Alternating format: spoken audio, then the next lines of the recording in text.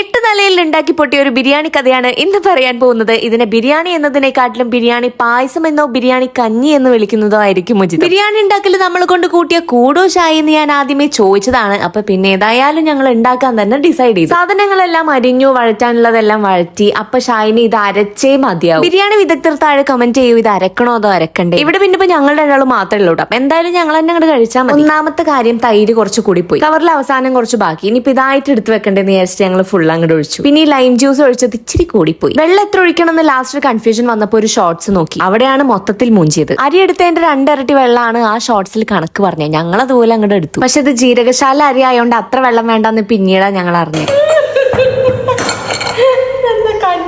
ഞാൻ ആ ലാസ്റ്റ് കണ്ടെന്ന് പറഞ്ഞ ഷോർട്സ് അല്ലേ, അതിൽ പറയുന്നത് 2 വിസിൽ വന്നാൽ ഉടനെ ഓഫ് ചെയ്യാം, എന്നിട്ട് ആവി മൊത്തം പോവാൻ വെയിറ്റ് ചെയ്യാം, എന്നിട്ട് ഓപ്പൺ ചെയ്താൽ മതി. അതുപോലെയാണ് ഞങ്ങൾ ചെയ്തത്.